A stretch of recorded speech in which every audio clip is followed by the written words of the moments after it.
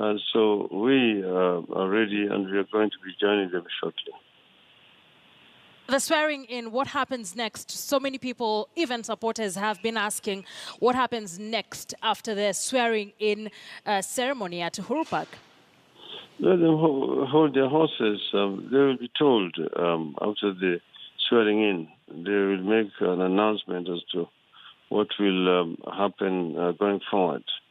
What I want to assure you and assure everybody else is that everything is going to be in accordance with the law, in accordance with the Constitution, and is going to be very peaceful. All our supporters have been urged to conduct themselves with decorum, peacefully, so that we don't suffer the loss of life or anything. And we urge the state also not to engage in any act of provocation. You say that all this will be in accordance with the laws of the land and the Constitution. What laws will you be using to be sworn in as a people's president? We will be explaining. It will be announced there for everybody to understand what provisions of the law that we're using for this occasion. So I would really just urge everybody else to hold their horses and wait until the ceremony starts. The major TV stations in the country have been shut down. Citizen TV, NTV, and KTN News. Currently, as you speak, this bulletin is live on live stream. This is a move that is being seen as trying to frustrate this event by NASA today. Your thoughts on the shutdown of TV stations? This is very unfortunate indeed. It basically confirms that we have descended to the level of Uganda. Whereas, in the last general elections, all TV stations were shut off, including also the social media networks. We did not expect that this would come to our country. It is very unfortunate indeed, and it must stand condemned by all the civilized mankind. But even irrespective of what they're doing, even in spite of shutting off the TV, the stone has heard the voice of the people. This is something that is unstoppable. The will of the people for a change in our country, to ensure that there is electoral justice, to ensure that there is judicial independence, that there is ethnic inclusivity, that there is a proper police force in the country, that devolution is restructured and strengthened, that our executive is also restructured. The quest for those reforms will not die away, and this is just the beginning of a new journey. So today is a very historical day for the nation of Kenya. I would say the most important day of the day that we received independence from the Republic from Britain. So then where exactly is this journey taking your supporters, thousands who've showed up at Uhuru Park and those who are elsewhere in the country? They are on a march to Canaan, and today is a first step into entering the Canaan. And many things are going to unfold over the next few days, which will leave no doubt in anybody's mind that our journey to Canaan is real and is unstoppable. So then, what happens after this? Who's going to swear you in? Some of the fundamental questions being asked: who specifically is going to swear you in? This is being described as a civil coup. Jubilee Secretary General Raphael Tuju has also described this as a coup. I mean, what do you think? I think I would ask Mr. Tuju and all the people of his ilk to basically wait and see, because we are going to show not only to Kenyans but to the world that what we are doing is legal, is constitutional, and that it is not anything that you can remotely describe as a coup. It is something that is based on our law, and somebody can go and challenge it in a court of law. You remember even the Chief Justice, Justice Maraga, said recently that he cannot stop any justice, any judge from performing the swearing in. It does not control the judges, and only if somebody goes to contest it, that they will then be able to look at it. And if somebody were to do that, we will, of course, defend it. We will defend what we have done and show why what we are doing is constitutional and legal. So we will be mentioning the sections of the law that we are using to do this. In other words, we are taking the law back to the hands of the people of Kenya, as spelled out in our 2010 constitution. Mr. Odinga, who exactly is going to swear you in as the people's president? Wait and see. It's not going to be very long before you see that person. You pride yourself as a father of democracy in the country and being seen to have fought for democracy and fundamental rights for people in the country for years now. Are you worried that this might divide the country further than it already is, seeing as we're coming from an election year? Remember that all the major changes that we have brought into this country have all been through a struggle. Nothing ever came easy. Kenyans have had to struggle to remove political dictatorship. You remember the days of single-party dictatorship when people were being arrested and sent to detention without trial, to even repeal Section 2A, to allow for formation of political parties. Many lives were lost. To get a new constitution, many lives were lost. And to get media freedom, many lives were lost and many people suffered. What we are seeing now is a reversion of some of those gains which have been achieved at a great cost in terms of human suffering. We're now seeing the mothering of the media.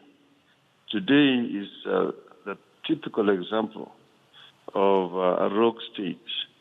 Today is a typical example to show that the government is basically trying to claw back on all those gains.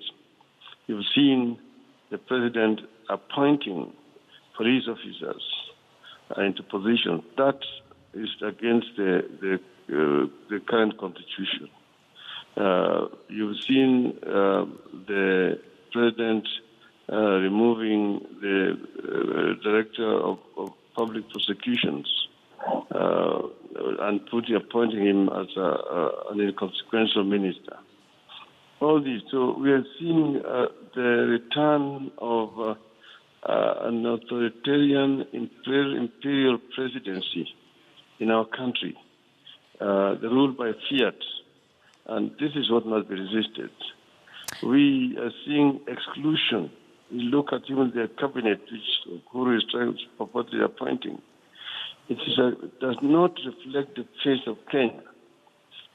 Just awarding a few of his cronies there. So we want to show that this country can be governed better so that we can be able to unlock the great potential that we have in this country in terms of human and natural resources. So then, we all know, it's common knowledge that there's already a government in place. After you're sworn in, what do you expect Uhuru Kenyatta to do, being widely seen as the duly elected president of the Republic of Kenya? Duly elected, my foot. The election on 26th of October is laughable. Nobody believes that is an election on the 26th of October. That is what really annoys most Kenyans.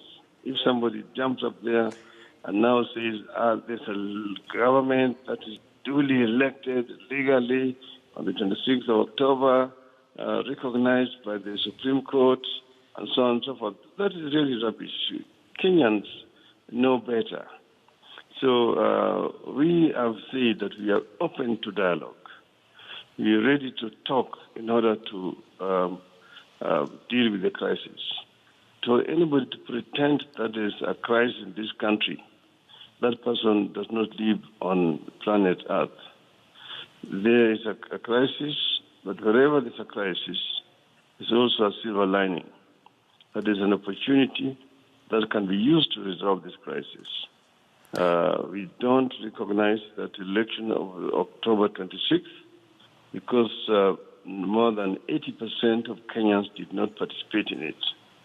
So the rest was basically manipulation of figures by the Electoral Commission.